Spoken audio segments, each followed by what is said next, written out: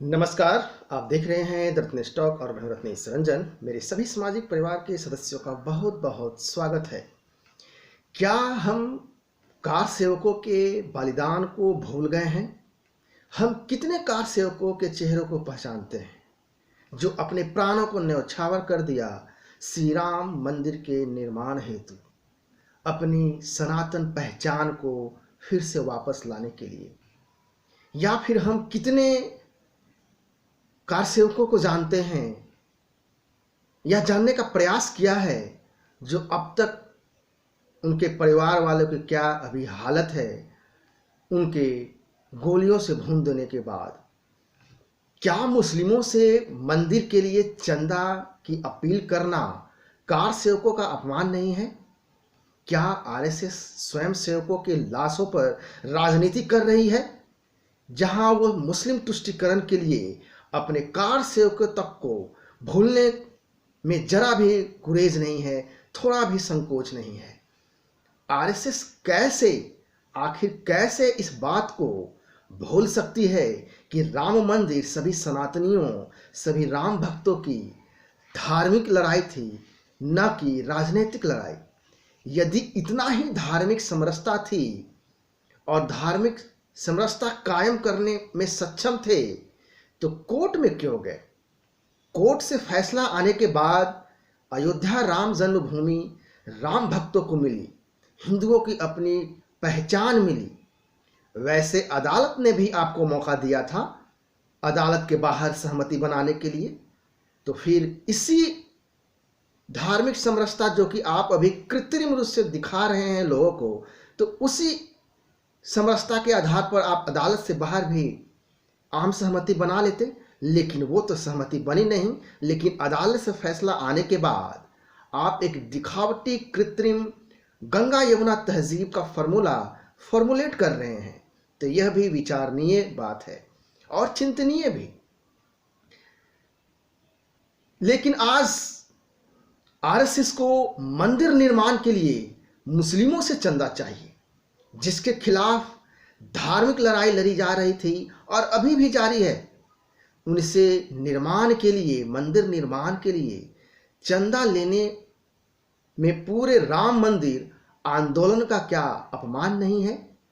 और अब तो एक कदम और आगे बढ़ के जो इंद्रेश कुमार हैं, मुस्लिम राष्ट्रीय मंच के मार्गदर्शक भी हैं और आरएसएस में उच्च पदाधिकारी भी हैं, प्रचारक भी हैं, वो एक कदम आगे बढ़ करके प्रभु श्री राम आराध्य जो कि हिंदू पहचान है, उसको इमाम ए हिंद से संबोधित कर रहे हैं। इस पे मैंने एक अलग से वीडियो बना रखा है, उसे भी आप देखें। उसका लिंक मैं इस वीडियो के डिस्क्रिप्शन में अवश्य डाल दूंगा कि कैसे विकृत मानसिकता स्वरूप इमाम ए हिंद कहा जा रहा है, जबकि इमाम का सही अर्थ पता नहीं है, लेकिन राम को इमामे बोल रहे हैं।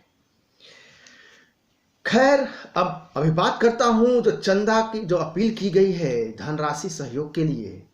आरएसएस ने मुस्लिमों से राम मंदिर निर्माण में समर्पण राशि सहयोग की अपील की है।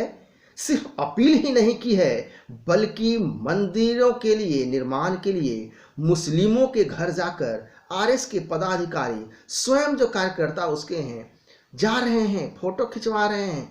थोड़ा भी शर्म महसूस नहीं है, थोड़ा भी हिचक महसूस नहीं है, बल्कि चेहरे पे चमक और मुस्कुराहट और तेज छिपाई नहीं छिप रही है, जैसे मानो गौरवान्वित का विषय है। गौरवान्वित हो रहे हैं, प्राउड फील कर रहे हैं मुस्लिमों से धन संग्रह करके। क्या हम आरएसएस के इस्लामीकरण के मोड़ पर खड़े हैं? यह भी सवाल उठता है। क्या आरएसएस हिंदुओं की बलिदान को भूल गई है? जिन लोगों से हमारी धार्मिक लड़ाई थी अभी भी जारी है, क्या आरएसएस भूल गई है? वह भी मुस्लिम तुष्टीकरण की ओर चल पड़ी है, सेकुलरिज्म के राह पे चल पड़ी है। मेरा सवाल ये है कि क्या मुस्लिमों से राम मंदिर निर्माण के लिए धन का सहयोग लेना कार सेवकों का अपमान कतई नहीं है? क्या यह हाँ या ना में आरएसएस उत्तर देगी इस संबंध में? जिन कार सेवकों ने अपने प्राणों को राम के चरणों में अर्पित कर दिया, समर्पित कर दिया, उसको आप भूल गए और आज आप कृत्रिम दिखावा कर रहे हैं। एक बात यहाँ पर और गौर करने लायक है, यदि ऐसा करके हम आप धार्मिक सामाजिक समरसता, गंगा यमुना तहजीब बनाने और बरकरार रखने का तर्क दे रहे हैं, तो फिर आपने अदालत के बाहर क्यों नहीं राम मंदिर निर्माण पर आपसी सहमति बना ली थी, जो आप आपसी सहमति और सहयोग और धार्मिक समरसता दिखा रहे हैं। इसी तर्ज पे आप आम सहमति बना रहे थे, लेकिन वो तो आपसे हुआ नहीं। लेकिन आज आप इमाम हिंद कह रहे हैं राम को, और तो और आज आप मुस्लिमों के घर जा रहे हैं। उसी मुस्लिम के यहाँ जो इकबाल अंसारी, जो कई वर्ष से राम मंदिर के खिलाफ अदालत में लड़ाई लड़ रहा था। तो आरएसएस खुद मुस्लिमों के घर जाकर के समर्पण राशि लेते हुए फोटो खिंचवाती है और आनंद की अनुभूति महसूस करती है। आखिर ये कृत्रिम दिखावा क्यों और किसके लिए? भाईचारा, गंगा यमुना तहजीब, धार्मिक समरसता का वातावरण में चारा कौन है, जिहादी कौन है और काफिर कौन है? हमें भी मालूम है, आपको भी मालूम है, मेरे देखने वाले सबको मालूम है। क्या आरएसएस खुद ही भूल गई है?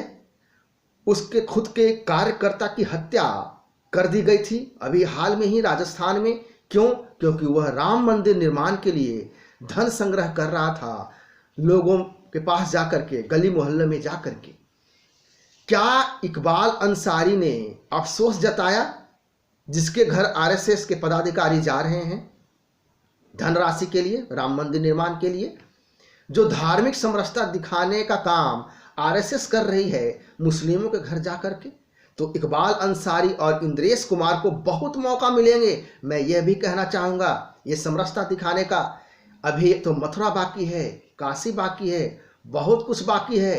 क्या यही समरसता, भाईचारा, गंगा यमुना तहजीब मथुरा काशी में भी देखने को मिलेगा? या कार सेवकों की तरह जिस तरह से राम मंदिर निर्माण के लिए अपने प्राणों का न्यौछावर दिया है, उसी तरह से प्राणों का न्यौछावर देने की जरूरत पड़ेगी काशी और मथुरा में भी? तब इसके बाद आरएसएस वाले जाएंगे मुस्लिमों के घर वो कृत्रिम दिखावा करने के लिए। तो क्या ऐसा भी होगा? इस संबंध में हिंदू संगठन का क्या कहना है, क्या विचार है? अवश्य समाज के बीच में रखा जाना चाहिए, न कि सिर्फ आप मुस्लिमों के घर जाकर के फोटो खिंचवा रहे हैं।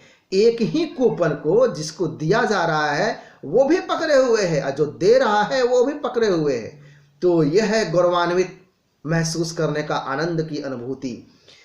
कृत्रिम समरसता दिखाने का तौर तरीका आरएसएस कैसे भूल गई कि जब राम मंदिर भूमि पूजन के वक्त इसी समुदाय विशेष ने हिंदुओं को खुली चुनौती दी थी कि बाबरी जो है शहीद नहीं हुई है, यह तो दिलों में जिंदा है और भविष्य में हम सपने को साकार करेंगे।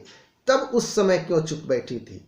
तब यही धार्मिक समरसता कहाँ था? और तब धार्मिक समरसता इसी इकबाल अंसारी का कहाँ गया था जब इस तरह की खुली चुनौती दी जा रही थी?